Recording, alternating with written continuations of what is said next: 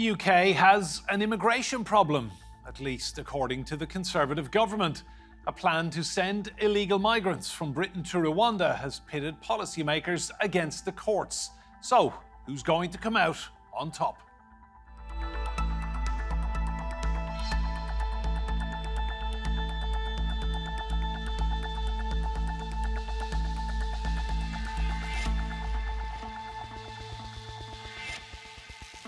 Hello and welcome to Roundtable. I'm Enda Brady. The British government wants to stop the boats, that is, keep asylum seekers from crossing the English Channel. They're hoping sending illegal migrants to Rwanda will stop them making the journey in the first place. But so far, not one person has been sent to Africa.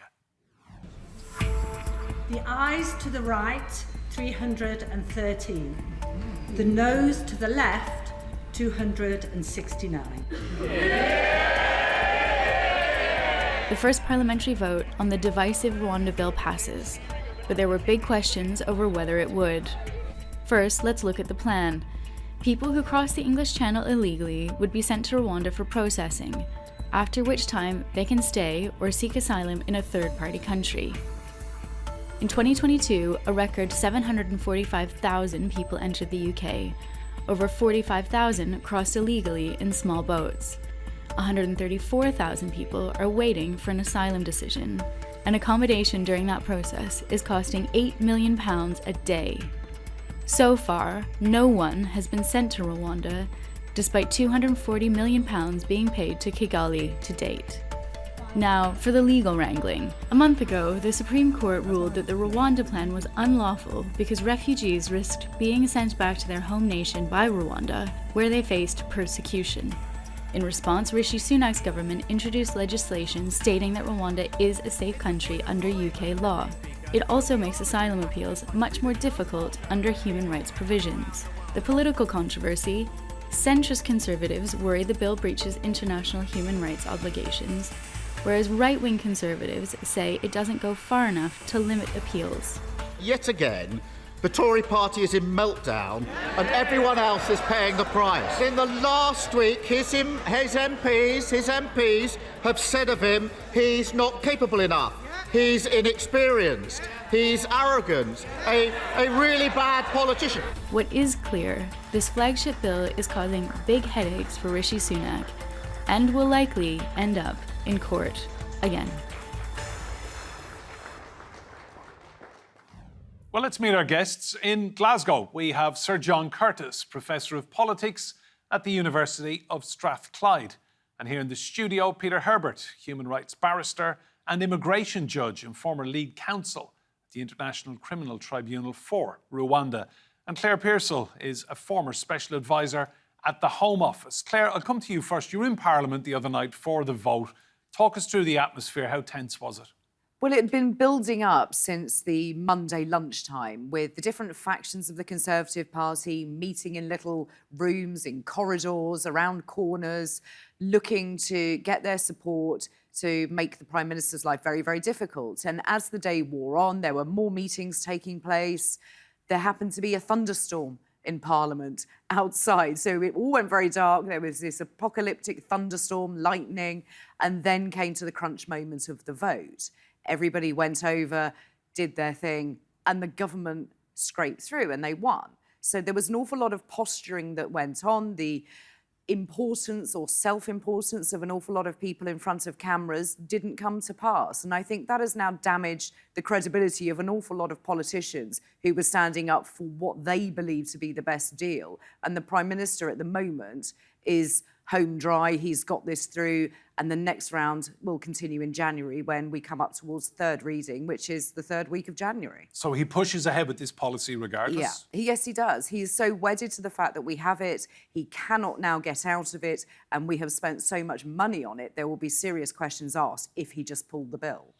Peter, the Supreme Court had its say on this policy. It was pretty scathing. You're a human rights barrister. You've been to Rwanda this year. Give us your thoughts. I think the Supreme Court is absolutely right. I think the government's initiative to deport people who are a minority of people who actually come to the UK, legitimately, actually. Everybody has a right to be claim asylum under the Geneva Convention, ridiculed the idea of Rwanda being a safe country. This has been touted around various Commonwealth countries. Kenya refused, Antigua refused, I think even the Gambia refused. And so Rwanda is essentially a repository for effectively a democratic dictatorship. It has a dreadful human rights record, which it's had under President Kagame. And I am aware, certainly regionally, that there is ridicule of the British government suggesting that this is a safe country for anybody to be sent. And anybody who suggests otherwise is living in a parallel universe. John, there are many political hills that a leader can choose to die on. Why is Sunak pushing ahead so ardently with his Rwanda policy? Well, I think there are probably two principal reasons for that. The first is, of course, is that the cri de coeur of the Leave campaign in 2016 was to take back control, and controlling our borders was central to that. And the truth is that the pictures of people in small boats coming across the channel without our apparently being able to stop them does seem to undermine that core message, and in a sense, therefore, the core rationale of the project, of the Brexit project, which is the principal achievement and policy platform of the current government. The second reason is that certainly many of a core Conservative voter is concerned about the level of immigration, including the level of what the government calls illegal immigration. And the government therefore thinks that by pursuing this policy, it may be able to persuade some of the people who voted for the party in 2019 to come back to the party again. The problem, however, is this, is that what the Conservatives need is not a policy that primarily appeals to its core vote, but rather one that appeals to those who are disaffected with the government and become disaffected with the government since 2019. And it is not clear that the pursuit of immigration, either trying to reduce legal immigration or trying to stop the boats, is necessarily going to succeed in achieving that objective. John, you've spent your life studying politics, lecturing on politics, writing about politics. Have you ever known a government policy like this, in all honesty? Well, it's not unbeknown for governments to get into trouble over core aspects of their policy. I mean, we only have to remind ourselves as to what happened back in the Parliament between 2017 and 2019, as the Conservative Party divided between soft Brexiteers, hard Brexiteers, and the Mayite lawyers. But of course, the difference is that then at least we were talking about a government that didn't have an overall majority. Now we have a government that does. But yep, governments do occasionally end up with difficulties over central core policies. However, governments that are in difficulty over their central core policies are not necessarily governments that are heading for a good appointment with the ballot box. One of the things the Conservative Party certainly needs to worry about is that even amongst those who voted Conservative in 2019, over half of them at the moment think that the Conservative Party is divided, and divided parties, for the most part, tend not to attract support when it comes to election day. Claire, is this even a priority for people on the street across the UK? Because when you speak to people, they're worried about energy bills, cost of living crisis, mortgages have skyrocketed. Where does the Rwanda policy, where is it going to gain votes? It's really hard to see where it's going to gain votes. If you speak to people outside of Westminster, it doesn't come up in conversation. What comes up in conversation is the chaos of the government and what is this policy on Rwanda. People don't entirely understand what it is they're going after. And if they do have some understanding of it, then it's very, very limited. And they think that everybody's going to be sent there. And the details of it aren't quite as simple as that. But the majority of people just want to be able to get a doctor's appointment, a hospital appointment, and they want to pay their gas and electricity bills. And that's what they're concerned about. The talking about Rwanda, illegal migration, legal migration, doesn't really interest those majority of people. And I think Sir John is quite right. It is a small percentage of people who will use this as a stick to beat the government, but it is a very small percentage. But the truth of the matter is net migration in the UK under the Conservatives is multiples of what it was under Labour. But again, it's this headline figure of anything between 643,000 to 742,000, depending on what figures you're going to look at. It sounds scary if you just put the number out there. But when you start to break it down and say, OK, well, the majority of those are going to be students. They're coming here, international students, or they're going into work in the healthcare sector. They are doctors, they are nurses, they are paramedics, care home workers. Which one would you like to stop? And people say, no, actually, no, they're fine. And when you start to break the figure down, people understand and they want those jobs filled. But unfortunately, the government puts it out there as a very, very scary number that we must do something about without revealing what it is it's hiding. Peter, let's look at the potential for legal challenges. So the whole purpose of the Safety of Rwanda Bill was to effectively say, this is a safe country to send people to. You're a lawyer. I mean, lawyers using human rights legislation, they will just tie this up in knots, won't they? Well, yes, just firstly, just to correct something, I'm a retired immigration judge, so just well, to you know the law inside out. But I know some of it. I think it's right. I think anybody who's desperately come to the United Kingdom seeking asylum will not be deterred by a 20-mile stretch of water, no matter how dangerous. They've already travelled thousands of miles and done so primarily for language or culture or by the flag waving that is done about this being a bastion of human rights. And therefore, when they do cross, they cross lawfully. And I'd absolutely agree with Claire and Sir John that this is not a main issue for people. Human rights lawyers will do what their clients ask them to do, which is to prevent my deportation to an unsafe third country, which has no history of accommodating asylum seekers at all, actually. And one of the things that I think has to be said is that you can remove the entire human rights framework, but where does that leave the United Kingdom in terms of its international reputation? It becomes a laughingstock. And finally, the government goes on about net migration. Net migration is a red herring. It's tied to the economic success of this country. If you want a poor third-rate industrial nation, go ahead and have no migration. If you want a successful building economy, you need skilled migrants, sometimes so-called unskilled. And finally, when I was an immigration judge, I retired in 2020, the waiting list for Home Office decisions was about 35,000. It's now 160,000.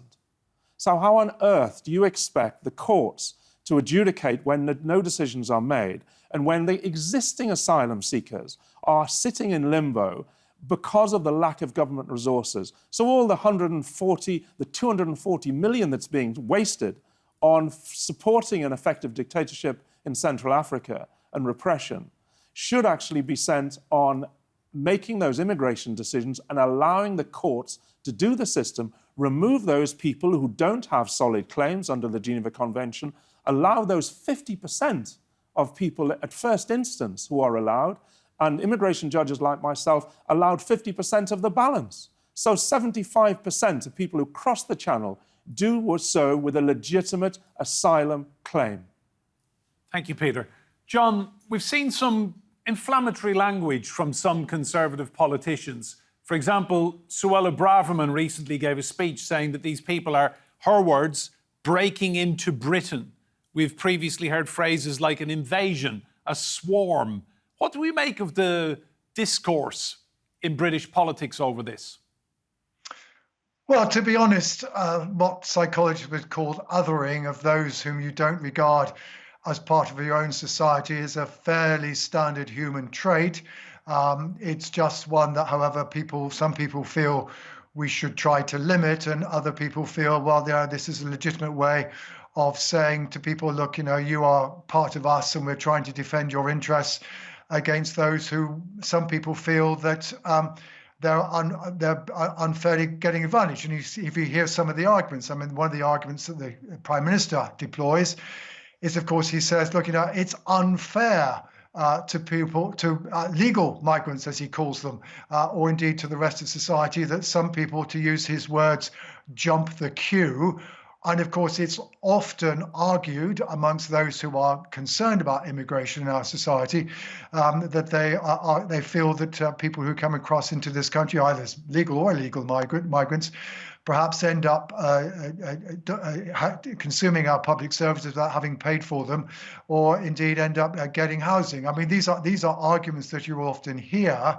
And sure, therefore, don't be surprised, though you won't not necessarily applaud, that some politicians will feed into that sentiment, because at the end of the day, certainly, a lot of this sentiment lay behind the decision to leave the European Union. That was probably without the relatively high levels of immigration that the UK was experiencing basically since the turn of the century, we wouldn't have left the European Union.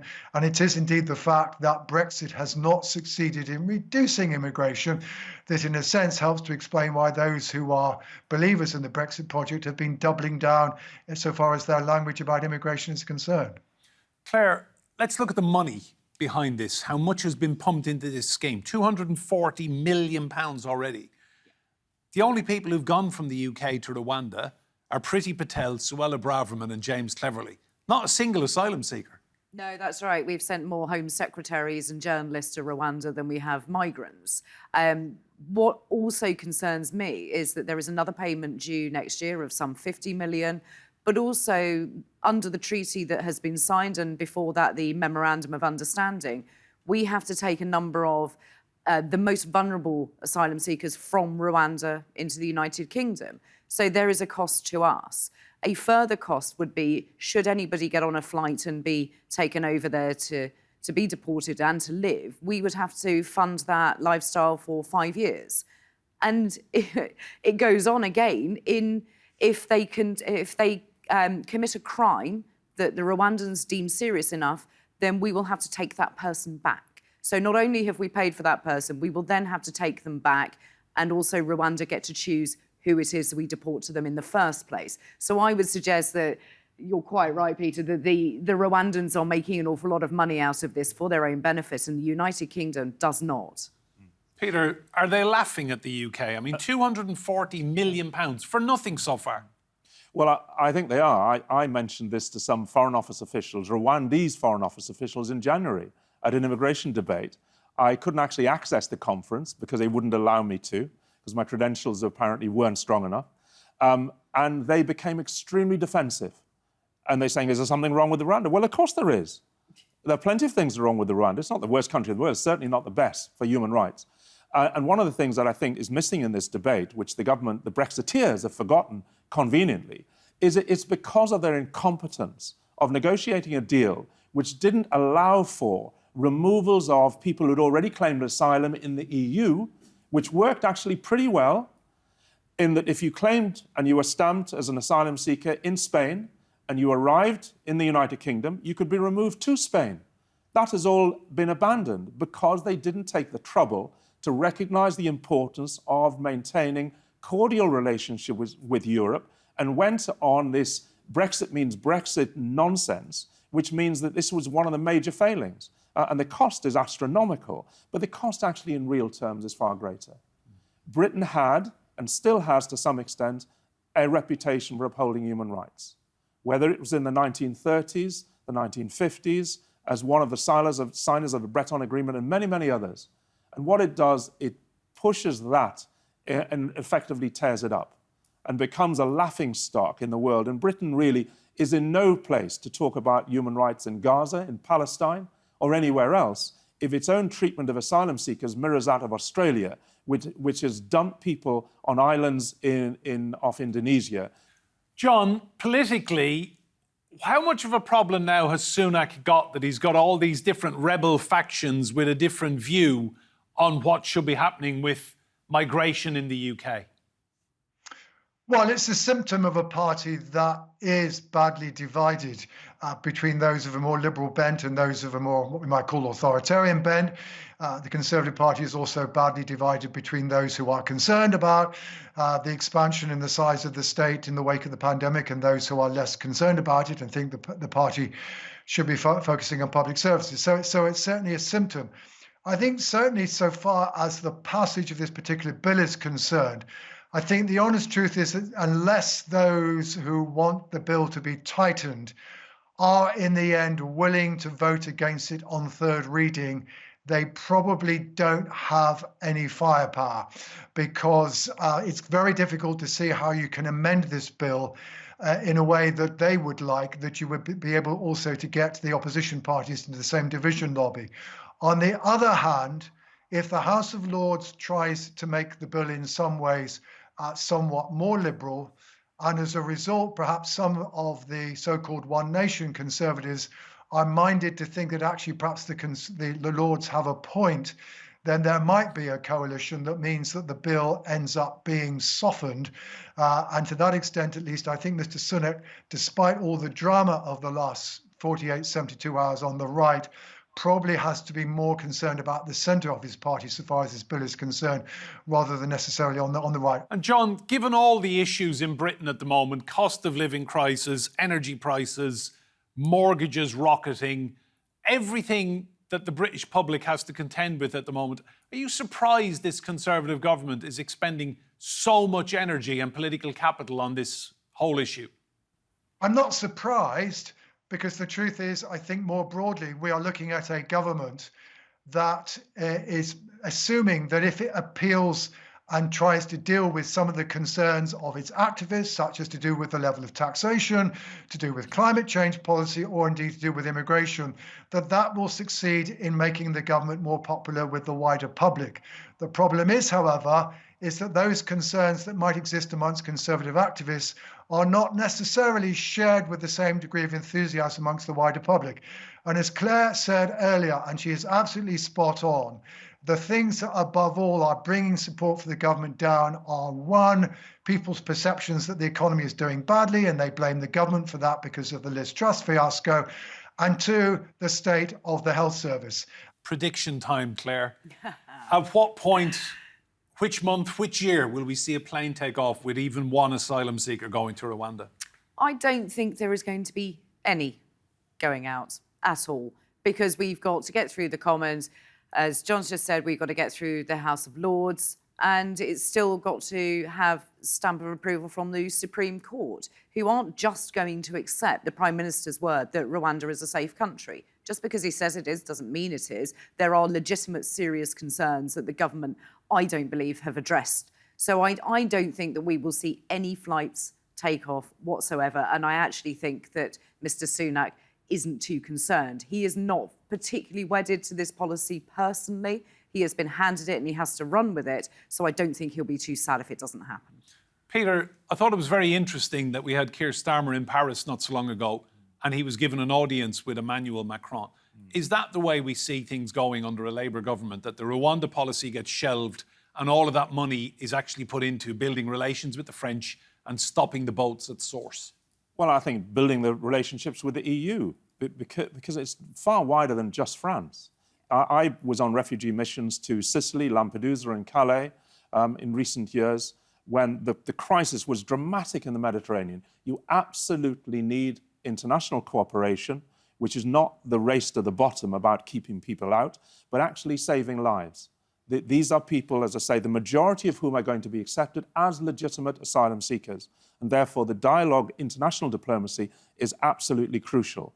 And when you have international crises blow up, as they do, whether it's Ukraine or Palestine and Gaza, they are the drivers for migration. They're the drivers, not people suddenly feeling that a benefit that they can get in the north of England is a reason to leave their country of origin 6,000 miles away. And finally, in relation to the Supreme Court, they are actually happily made up of some extremely conscious and intelligent men and women who will do the right thing. And that is an essential thing, that the courts are not perfect, but certainly I am extremely pleased with the way they resisted the rush to judgment to, in a sense, support what is a failed government policy. And I think the result is, on the street, again, people do not care about this issue. They care about issues like the health service. And one of the flaws about immigration policy is when people are sitting languishing on boats or anywhere else they're ex-RAF stations, they could work. And it can actually bring the benefit that many of those skilled people can bring to the table without putting any British person out of work, but simply making sure that the system is far more effective, it is empathetic, and it recognises the common humanity that we all have on this planet. Has this scheme damaged Britain's reputation internationally? I think it hasn't yet, but it will. I think everybody is looking at the United Kingdom and they have their own plans. If you look across Europe, Italy have now made, hopefully making an agreement with Albania to do a third country processing plant. And now that's quite interesting that it isn't just deporting people to an end destination. It is looking at their claims and then they will be returned to Italy should they have a legitimate right to do so. I think that is the way the United Kingdom needs to look at the issues. And I think other countries across Europe are also looking at it. Claire, Peter and John, thank you all so much for your time and insight. Remember, you can see more discussion and debate on our YouTube channel. Search for Roundtable TRT World. But for now, from me and Brady and all of the team here, goodbye and thank you for watching.